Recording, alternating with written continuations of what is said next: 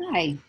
All right, so today we are going to be taking a look at the online textbook that we will be using for 8th grade called Ck-12. I'm going to show you where to locate your textbook, how to get to the assignments that have been assigned to you from the textbook, and give you sort of an idea of what you could be looking for in the online textbook as you're writing notes on a blank piece of lined paper as you go. That is the requirement. All your notes will be written by hand. You may not type your notes. And I will talk to you. You've already seen the video on the Cornell Notes style taking earlier. So now we're going to just talk about what you're actually looking for in the textbook in order to do that. So let's take a look at where you can find the online textbook. This is our virtual classroom on my PowerSchool page. And down here in the left-hand corner, you'll find the link to our online textbooks, Ck-12. So if you click on the Ck-12 link, it will take you to what's called the dashboard. From the dashboard, you should be able to easily see what has been assigned to you. So in this class, you have been assigned the Modern Biodiversity and Climate Change. Right here, you might be able to find the link that actually says start, because I've been in here way too many times. Does not want to cooperate. So I can click on assignments. There's several different ways you can get there. And normally it looks a little bit like this on that dashboard page. So you just click start.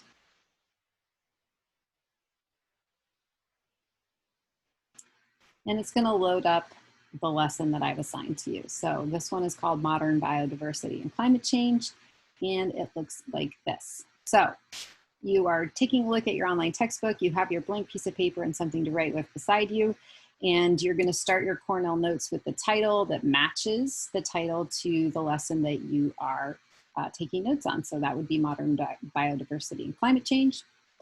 As you're reading through, major headings are good things to put on the left-hand side of your paper. And you will see that there are bolded terms. Sometimes they will be green. Sometimes you'll see that they'll be red. The color doesn't really matter. It has a lot to do with the way that Ck-12 works. But those are the ones that you need to define. But words like this are also linked, since Ck-12 does that automatically, to link to other chapters in the Ck-12 textbook that are relevant to that topic. You do not need to define those words. So as you're reading through, make sure you're paying attention to things like the captions to pictures. Those will definitely help you understand the content that you're reading. Because remember, in a flipped classroom environment, content knowledge is acquired outside of class. So it is your responsibility to make sure that you are understanding the assignments that are given to you. And then remember, at the bottom of your Cornell Notes, you can simply write down questions that you have or come across along the way. You'll also notice that there will be places in the Ck-12 textbook that will say, draw this diagram. So when you see that, you will go ahead and draw that diagram in your notes. And then you'll go ahead and continue to work your way through the textbook material.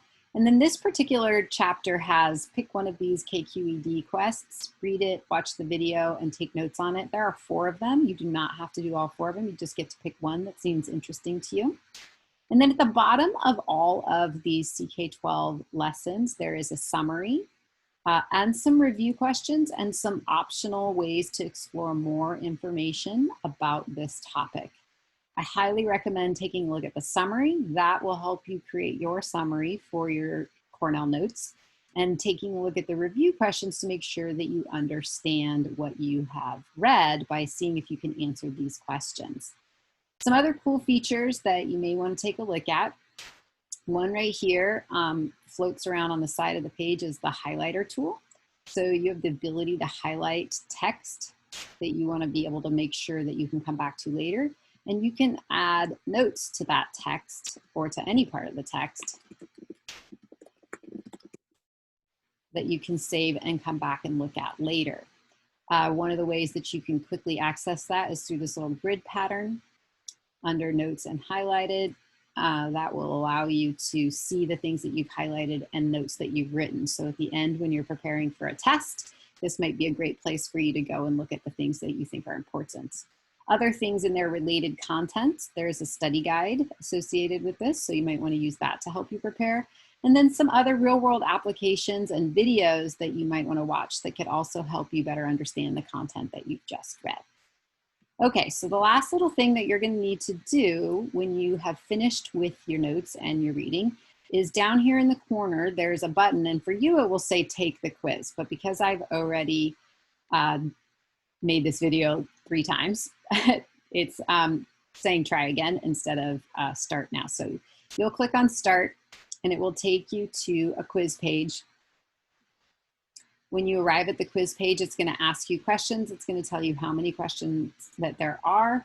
And if you get a question wrong, it might ask you that question again in several different ways until you get it right. There's some hints.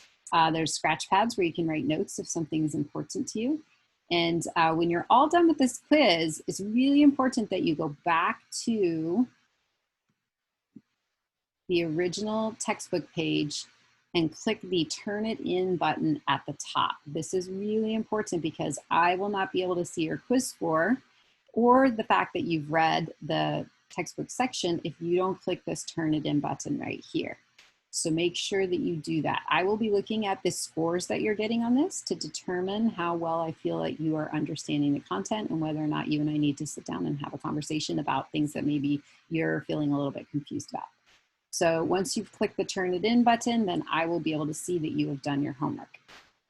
But you're not quite done yet because now you've got to submit those paper notes, and that's going to be in the next video.